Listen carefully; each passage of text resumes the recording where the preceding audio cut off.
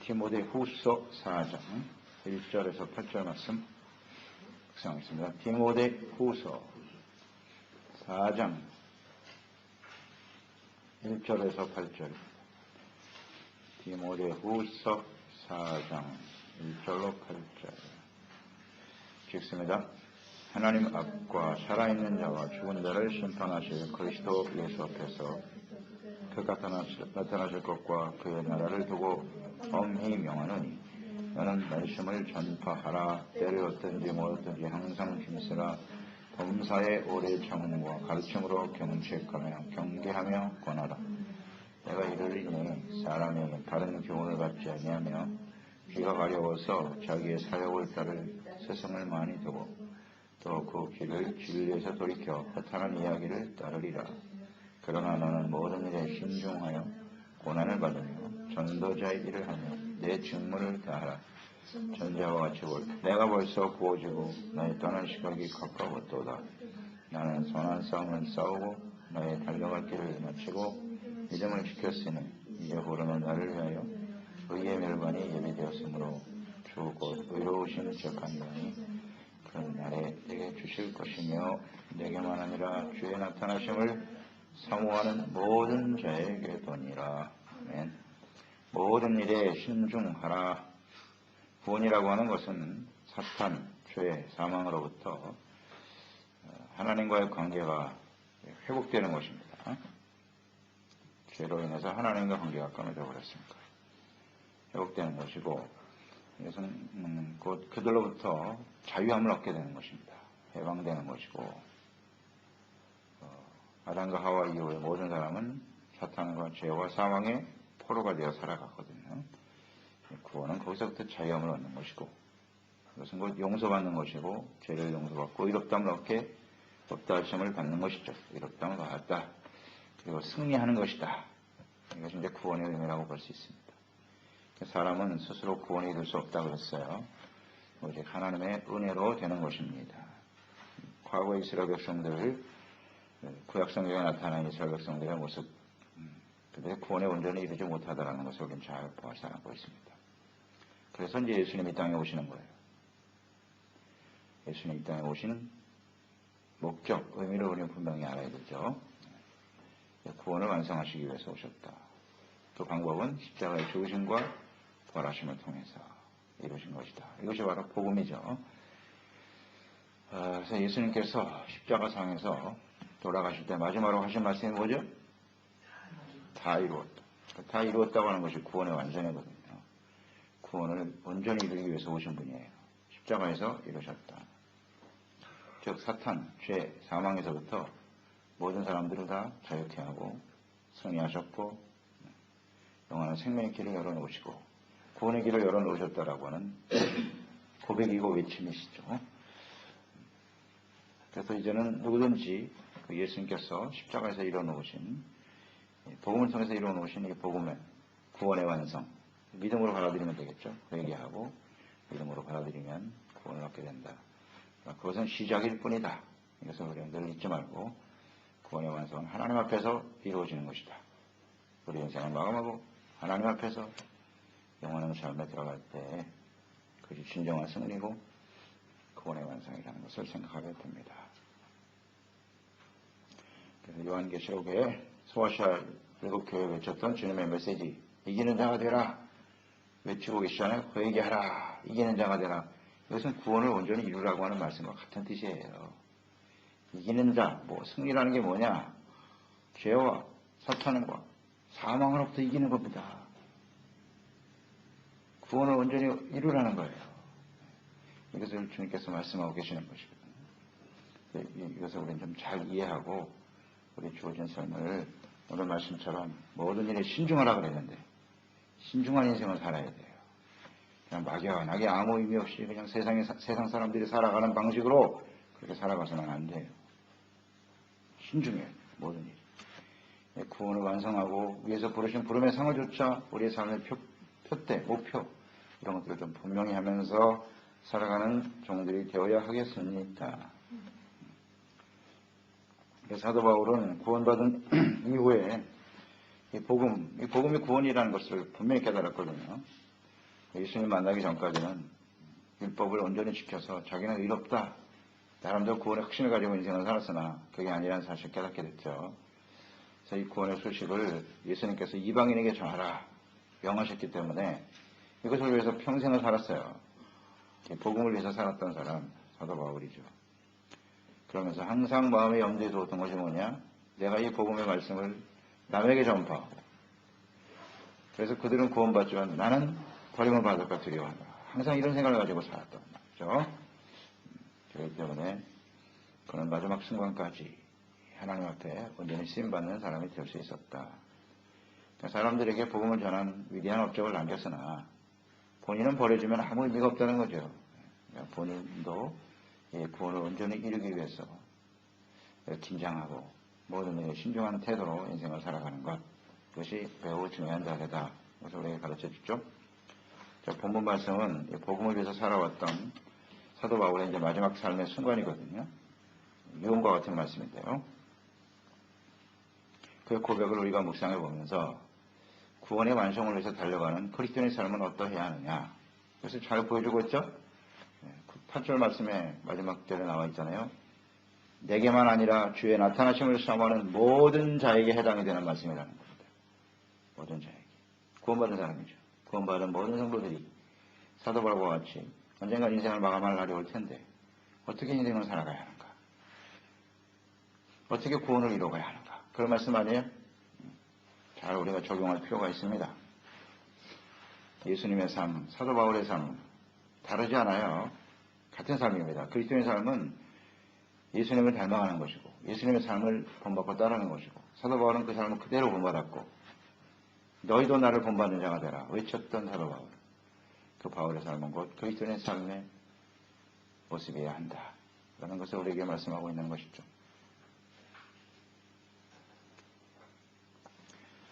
지금 마지막 순간을 생각하고 있단 말이에요. 죽을 날이 가까웠다. 그리스도인들에게 있어서 죽음이라고 하는 것은 이 세상에서는 마지막 순간이죠. 마지막 순간이지만 그것이 끝이 아니라 영원한 삶의 시작이다. 그래서 분명히 알고 있어야 돼요. 영원한 삶의 시작이다. 영원한 천국으로 들어가는 영원한 삶의 시작이요. 더 나아가서 죽음이란 무엇이뇨? 그리스도인들에게 어떻게 대답하시겠습니까? 구원과 관련돼서 죽음이란 구원이 완성된다. 이걸 생각해야죠. 항상 이 분명한 생각을 가지고 살아야 돼요. 구원의 과정을 지나서 죽는 순간이 우리의 구원의 완성이다. 영원한 삶의 시작이다. 이 개념을 분명히 붙들고 살아야 돼요. 이게 그리스도인들이에요. 세상에도 세상 사람들처럼 그냥 뭐 먹고 마시고 좀 더 잘 살고 그냥 건강하게 오래 살면 그 세상 사람이고 그 구원받은 사람이 아니죠. 전혀 구원과 상관이 없이 인생을 사는 사람들이 얼마나 많은지 안타깝죠. 그러니까 죽음 앞에서 그렇게 두려워하고 그냥 발광을 하는 거예요. 예수 믿는 사람이 은혜가 안 되게. 죽는 순간이 구원의 완성이라고 우리 그날을 향해서 가는 거예요. 언제든지. 주님께서 부르시면 나의 삶은 여기서 끝이구나. 할렐루야. 영광스러운 모습을 주면 맞이해야죠. 그걸 가지고 그냥 몸부림을 치고 있어요. 뭐 이렇게 세상에 미련이 많은지. 이 구원과 관련이 없어요. 그러니까 굉장히 중요하거든요. 이 사도 바울이 지금 마지막 순간이에요. 형장의 이슬로 살아야 되는 마지막 순간에 이런 말씀을 하고 있다는 얘기거든요. 그럼 바울만 그래야 되나? 그렇지 않죠. 우리 그리스도인은 당연히 바울과 같은 모습으로 살아가야 맞는 거예요. 그러니까 인생의 마지막 순간에 뭐 인생이 허무하고 뭔가 두렵고 이것은 인생을 잘못 사는 거예요. 안 그렇습니까, 여러분? 생각해 보세요. 그리스도인들은 인생을 잘못 살아왔다는 거예요. 그날이 소망의 날이고 영원한 삶으로 들어가고 천국에 들어가야 될 사람인데 근데 그날이 두렵고 허망하고 하다면 좀 구원이 뭔지도 제대로 이해하지 못하고 살아온 인생이다. 이렇게 봐야죠. 바울을 보세요. 사도 바울에게만 해당되는 게 아니라 그랬어요. 주의 나타나심을 사모하는 모든 자에게 또는 문도 모든 그리스도인들은 당연히 이래야 맞다는 것입니다. 잘 우리 묵상할 필요가 있어요. 그래서 그 고백을 보면 말이죠. 바울의 지금 마지막 고백인데 이 말이 예수님께서 십자가에서 마지막 하신 말씀, 내가 다 이루었다라고 하는 말씀과 같아요. 같은 맥락이라고요. 예수님만 다 이루신 게 아니에요. 우리도 다 이루었다라고 고백하고 인생을 마감해요. 그게 정말 필요한 그리스도인의 자세예요.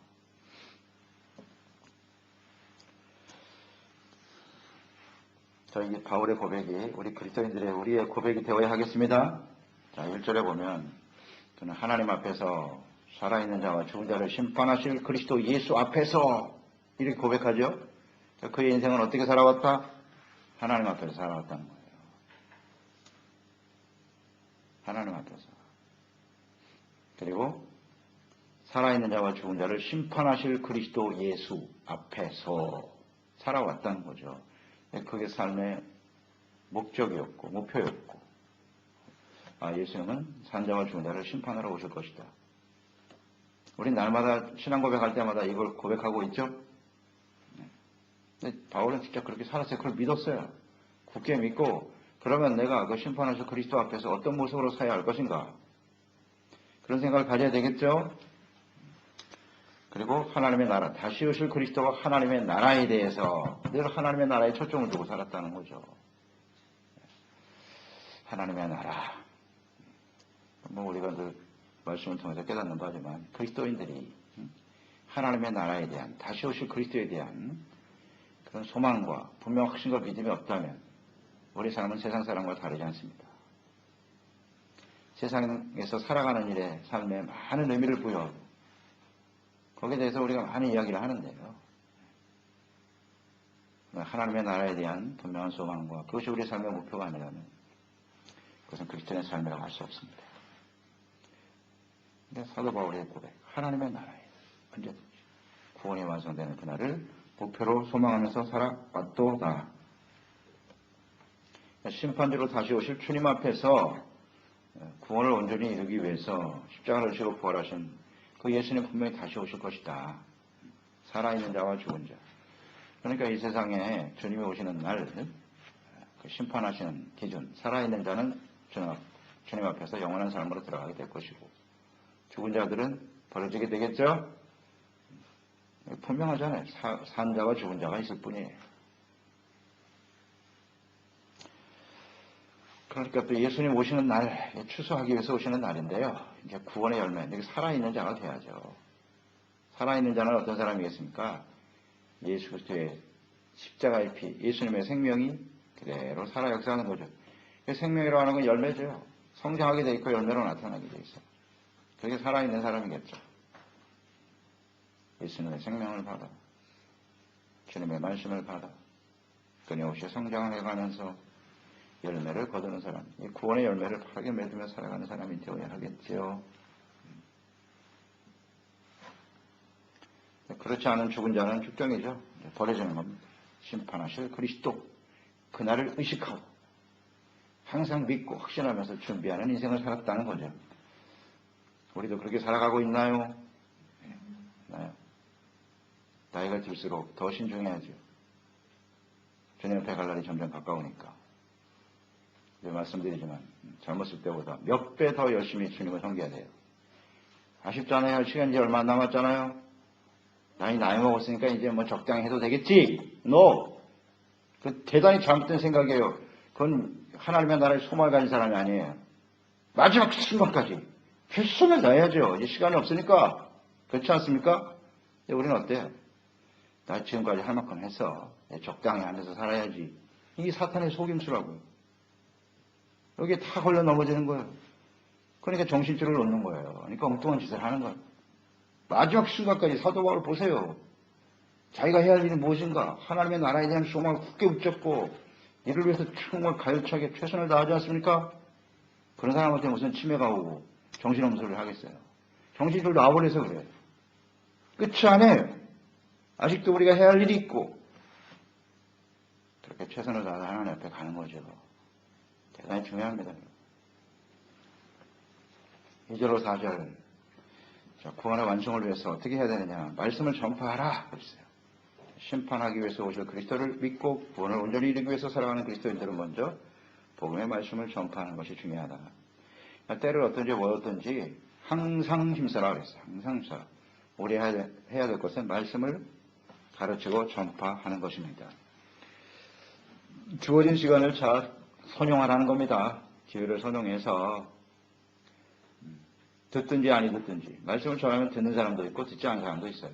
그건 뭐 본인의 선택이고 하나님이 알아서 할 일이고 우리가 할 일은 계속 전해줘야 돼요. 말씀을. 구원의 필요성에 대해서. 왜 사람들이 구원받아야 되는지. 구원이 뭔지. 어떻게 해야 구원받는 건지. 이런 것들을 끊임없이 가르쳐 주어야 합니다. 누구에게? 나와 관계된 사람들에게. 관계된 사람이에요 일단은. 그럼 불특정 다수의 모든 사람들에게도 전해줘야죠. 이 복음의 말씀을 전해줘야 하고 가장 중요한 것은 우리와 함께 있는 사람들이죠. 가족들. 그들에게 왜 구원받아야 되는지, 왜 예수 그리스도를 믿어야 되는지 이런 것들을 좀 잘 가르치고 증거해 줘야 합니다. 이것이 우리가 구원을 이루어가는 과정에 반드시 해야 될 일입니다. 네, 해야 됩니다.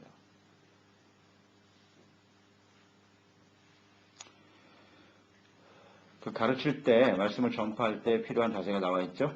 오래 참음과 가르침으로 경책하며 경계하며 권하라. 말씀을 전하는 자세에 대해서 나와 있어요. 기본적으로 오래 참아야 된다는 거죠. 인내가 필요해요. 하루아침에 되는 게 아니거든요. 금방 깨달으면 얼마나 좋겠어요. 그러니까 많은 시간 인내하고 기다려야 돼요. 그리고 가르친다라고 하는 거. 가르치는 것이 이제 말씀을 전파하는 일인데, 뭐 예수님이 하신 일이죠. 가르치심, 전파하심. 가르친다라고 하는 것은 먼저 내가 알아야 되지 않겠어요? 내가 알지 못하는 걸 가르칠 수는 없거든요. 그러니까 가르치려면 많이 배워야 돼요. 세상에도 그렇잖아요. 가르치는 교수가 되려면 어떻게 해야 돼요? 공부를 많이 해야 돼요. 많이 배우고 알아야 가르치는 거지. 모르는 상태는 가르칠 수가 없잖아요. 그러니까 우리도 열심히 배워야 되는 거예요. 그래서 우리가 신앙의 열린이 쌓인다라고 하는 것은 자연스럽게 가르치는 위치에 서게 되는 거거든요. 부모가 됐다. 자식을 낳았다. 그럼 자식에게 뭔가 가르쳐야 될 거 아니에요. 부모 입장에서는. 그러니까 부모가 열심히 배우고 알아야죠. 그리고 배우는 일에 그래서 힘써야 되는 거예요.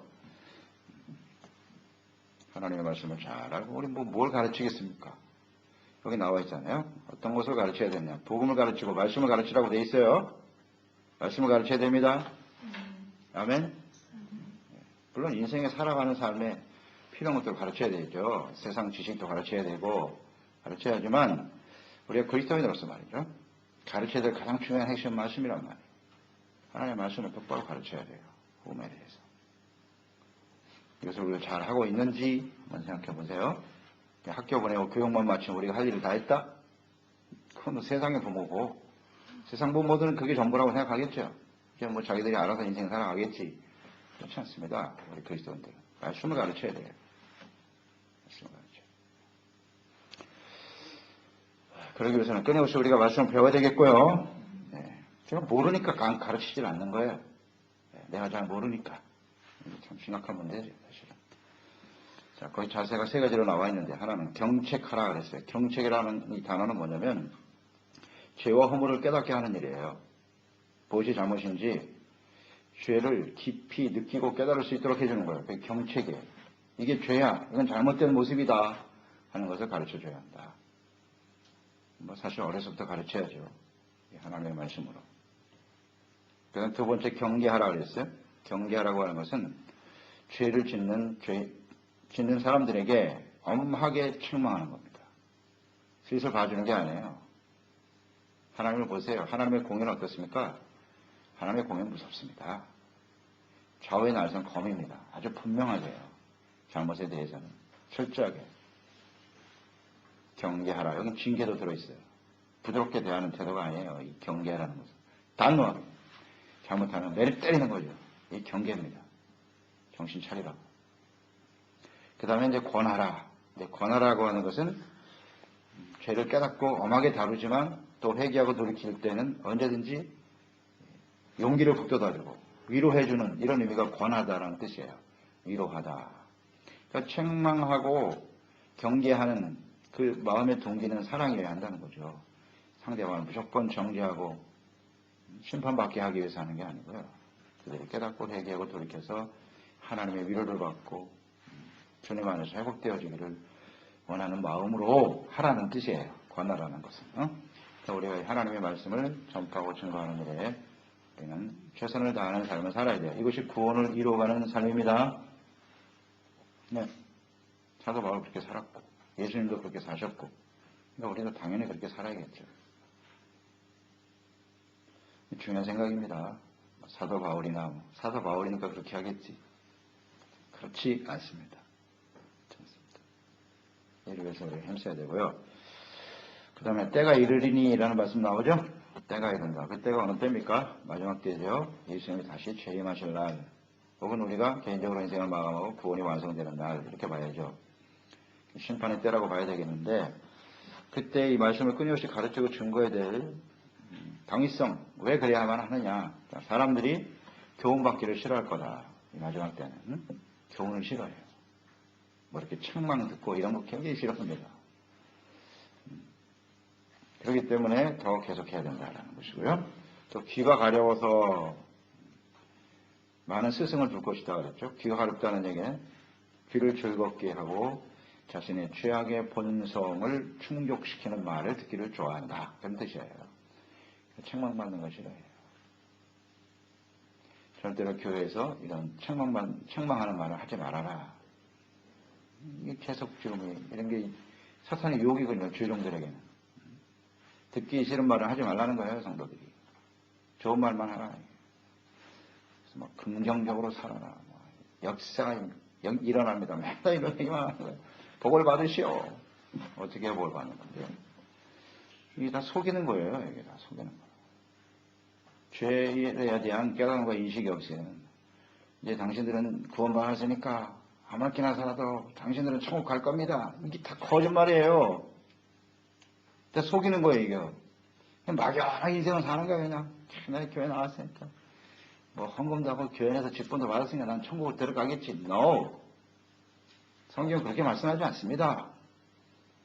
긴장해야 돼, 긴장해야 돼. 구원받은 이후에 우리가 어떻게 살아갈까를 끊임없이 강조하고 죄로부터 멀어지기 위해서 현재와 과거의 미래의 죄는 다 용서받았습니다. 사실이죠. 틀린 말은 아니죠, 그게. 사람들을 자꾸 속인단 말이에요. 현혹시켜요.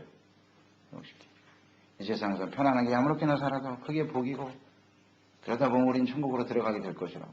대단히 잘못된 생각이죠.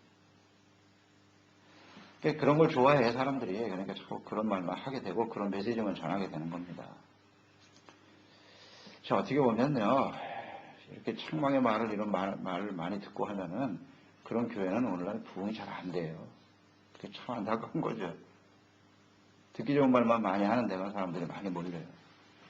어쩔 수 없어요. 마지막 때는 그렇다는 얘기예요. 마지막 때가 될수록 그게 더 심하게 하는 거죠. 골라서 이렇게 이게 뭐 교회가 한둘도 아니고 내가 맨날 뭐 왜 이런 소리를 들어야 되냐? 가버리는 거죠. 이런 걸 우리는 좀 조심해야 돼요. 마지막 때는 특히. 그리고 진리에 돌이켜 허탄한 이야기를 쫓게 된다. 진리를 돌이켜서 허탄한 이야기. 허탄한 이야기란 뭐 말씀이 아닌 거죠. 말씀에서 벗어난 무슨 세상 이야기를 많이 해봐야 그건 허탄한 이야기일 수밖에 없어요. 세상에 있는 모든 이야기들. 그건 뭐 교회가 아니더라고요. 들을 수 있는 데가 얼마든지 많아요. 세상 이야기. 책에도 많고. 허탄한 이야기를 너무 쫓지 말라요. 그 중심에 하나님이 없고 구원과 관련되지 않은 그 모든 일들은 사실 허탄한 거죠. 의미가 없습니다.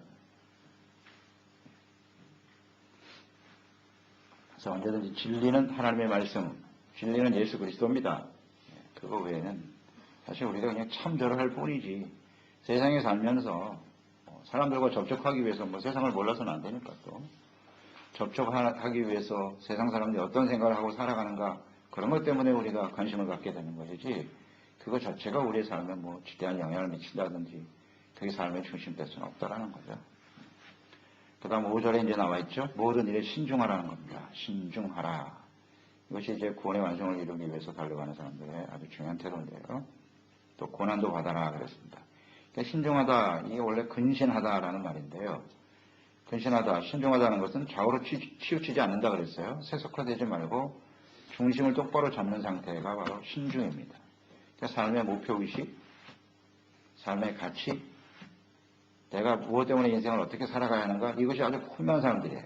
목적, 동기, 정체성, 사명, 이것이 분명한 사람이 되어야 합니다. 사도 바울은 그렇게 살았죠? 예수님도 그렇게 살았고요. 그러니까 예수님 믿는 사람들은 이게 중심이 분명한 사람이 돼야 돼요. 중심이 분명해야 돼요. 내가 어디에 이 삶의 기초를 두고 있는가?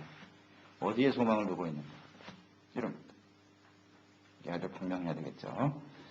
이게 자꾸 흔들리거든요. 우리가 세상에 살기 때문에 이게 사실 많이 흔들려요. 중심을 잃어버릴 때가 많죠. 중심을 잃어버려. 절대 중심을 잃어서는 안 된다. 그게 신중한 태도예요. 항상 생각하고. 그리고 우리가 구원을 완성해 가는 여정에는 고난을 피할 수 없다라는 거죠. 고난이 반드시 있어요. 어려움이 있는 건 당연하고 핍박이 있고 반대가 있고 상처도 받고 어려움이 많습니다. 그게 오늘 영적 싸움이기 때문에 당연한 거다. 더 이상한 일로 여기지 말라. 그래서 그렇게 생각하게 되고요. 그 다음에 내 직무를 다하라 그랬죠. 직무. 내가 해야 될 일이 뭐냐. 직무 관련돼 있을 때 우리는 종이라는 사실이 항상 잊지 말고요. 그리스도의 종이다. 청직이라는 생각 우리가 분명히 해야 된다 그랬죠. 그 다음에 내게 주신 사명. 사명 곧 은사와 연결이 되죠. 하나님 내게 주신 은사가 뭐냐. 그리스도의 몸된 교회를 위해서 하나님 주신 은사, 사명 이런 것들 좀 분명히 알아야 충성을 다할 수 있겠죠. 충성하라. 이것이 구원의 완성을 위해서 달려가는 성도들의 모습이야 합니다. 그리고 이제 6절로 8절에 마지막 유언의 말씀을 증거하고 있죠. 자신의 어떤 삶의 목적과 의미, 저 그리스도인의 삶의 목적과 의미를 잘 말씀해주고 있는 건데요. 첫째, 그는 이렇게 고백했죠. 선한 싸움을 싸웠다. 이렇게 고백하나요? 영적 전쟁을 끊임없이 치르면서 살아왔다는 거죠. 군사로 살았다는 거예요. 영적 싸움, 죄와 싸우는 거고, 마귀와 싸우는 거고. 그래서 생각해야 돼요. 악한 세상이 하나님 없는 세상, 이 세상과 끊임없이 싸워서 우리는 승리해야 된다. 이런 생각을 가지고 살아왔다는 거예요. 여러 번 강조했습니다. 우리는 주님 앞에서는 그날까지 이기는 자가 되라고 하는 것은 군사로서 이 싸움에 승리할 자가 되어야 한다는 거예요. 이 싸움에 승리할 때 이스라엘 백성들이 가나안 땅을 정복하고 그곳에 하나님의 나라를 세워가듯이. 그래서 끊임없는 싸움입니다. 우리도 마찬가지예요. 천국 갈 때까지 오늘 사도 바울처럼 군사로서 영적 싸움을 끊임없이 싸워나가는 사람이 되어야 합니다. 중요해요. 우리 인생이 뭐냐 하는 거죠. 인생의 그 특성, 성격 이런 걸 생각해보고 편안히 먹고 마시고 즐겼다. 그 사람은 천국 못 갑니다. 그게 성경적이에요. 먹고 마시고 놀고 살아온 인생 절대 못 갑니다. 항상 자신이 군사라는 사실을 생각하고 그 정체성이죠. 그게 오늘날 문제가 정체성 상실이잖아요. 내가 누군지를 모르고 사는 거예요. 그리스도인이 뭐냐. 자체를 모르고 사는다니까요. 그냥 세상 사람처럼 먹고 마시고 노는 유람객, 구경꾼 뭐 이런 식으로 생각해요. 그리스도인의 삶. 싸우는 거예요. 영적 싸움입니다. 세상이 취약으로 가득하지 않습니까? 그렇게 설렁설렁 살아갈 수 있는 세상이 아닙니다. 이 세상은. 특히 마지막 때일수록 더 심화되거든요. 정신을 차리고. 그러니까 군사로서 훈련을 잘 받으라 그랬죠? 절제, 훈련 잘 받아야 됩니다. 승리가 목적이니까 우리는. 열심히 훈련 잘 받아야 됩니다. 그래서 올 한 해도 또 앞으로 좋은 인생 동안 구원의 완성을 하면서 달려가려면 훈련을 잘 받는 군인이 됩시다. 훈련 잘 받고 이 싸움의 승리는 누구에게 있다고요? 내가 아니라 하나님께 있다고요. 그러니까 하나님과 함께 하시면 무조건 이겨요.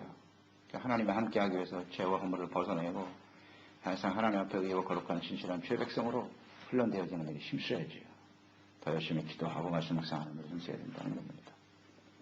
그 다음 뭐라고 했어요? 자기가 달려갈 길을 다 달려왔다. 그러니까 사명이 무엇인가를 알고 그 속에서 최선을 다해서 달려왔다. 그러니까 사명을 모르는 인생은 참 무의미한 인생이거든요. 그래서 우리가 50을 뭐라고 그랬어요? 지천명. 하늘이 내게 주는 사명이 무엇인가를 아는 나이 50입니다. 50. 최소한 50 정도 되면 내가 인생을 무엇 때문에 살았고 앞으로 무엇을 위해서 살아가는가를 알아야 된다는 거예요. 사명을 알아야죠. 사명을 모르고 살면 그럼 부평초 같은 인생이 되는 거예요. 떠도는 인생이 떠도는 인생. 그냥 물 흐르는 대로 되는 대로 이리저리 흘러가는 인생. 그럴 수는 없잖아요. 그리스도인들이. 사명이 무엇인가를 알고 살아야죠. 무엇이 어떤 것이 가치 있고 내가 어떻게 하나님 앞에 무엇을 위해서 부름받았는가를 분명히 알고 사는 인생. 그걸 최선을 다해 달려왔대요. 그 다음 마지막 고백이 뭐예요? 믿음을 지켰다. 자, 구원에 필요한 것이 뭐라고요? 믿음입니다. 그 고백하잖아요. 믿음의 결국은 무엇이라? 영혼이 구원받는 것이다. 어디에 대한 믿음을 갖고 있어야 돼요? 이 믿음은 잘못 적용하면 안 된다 그랬죠? 이 믿음은 구원을 위해서 필요한 거예요. 그런데 세상에서 내가 성공하고 세상에서 잘 되고 여기에만 계속 믿음을 적용시키려고 하는 거야. 믿음은 바라는 것들의 식상이니까 내가 세상에서 잘 되는 걸 믿음으로 바라보면 그대로 되겠지. 물론 하나님이 주시겠죠. 그러나 그 결과가 뭐냐는 거죠. 그 결과가 내가 세상에서 성공하고 명예와 영광을 얻는 것이 목적이냐? 아니면 내 영혼이 구원받는 영혼과 상관이 없는 믿음은 의미가 없어요. 의미가 없습니다. 그래서 우리는 언제든지 하나님 앞에 구원받아 하나님 나라에 서게 될 그날을 우리가 바라보면서 우리 구원이 완성되는 그날을 위해서 끊임없이 믿음을 지켜가는 사람이 되어야 하겠습니다. 아멘. 저는 이 말씀을 이렇게 생각해 봤어요. 믿음은 하나님의 선물로 주시는 거죠. 사실은 은혜니까요. 믿음 아무나 믿음 가질 수 없어요. 예수님이 하나님의 아들이요 그리스도시고 그분이 우리의 죄를 위해서 십자가에 죽으시고 부활하셨다. 이걸 믿는다는 게 아무나 믿어지는 게 아닙니다. 아무리 얘기해도 못 믿는 사람이 너무나 많잖아요. 교회 안에도 많고요. 믿음은 하나님의 은혜로 선물로 주시는 거예요. 주셔야 알아요. 지혜와 계시의 영을 주사 성령으로 감동되어 이 믿음을 우리에게 선물로 주시는 건데 문제는 이 믿음을 어떻게 하라고요? 지키는 게 중요하다니까요. 믿음을 지켜야 돼요. 그냥 내버려두면 그 믿음이 온전한 믿음으로 성장하지 못하는 거예요. 지켰다. 이게 중요해요. 사도 바울 같은 위대한 정도요. 지켰다 고백하고 있어요. 믿음을 지켰다고요. 그러니까 믿음을 지키기 위해서는 어떻게 해야 돼요? 믿음을 어떻게 선한다고요? 하나님 말씀을 끊임없이 들어야 돼요. 듣고 하나님을 알아야죠. 믿음은 언제나 사실에 기초하는 거예요. 하나님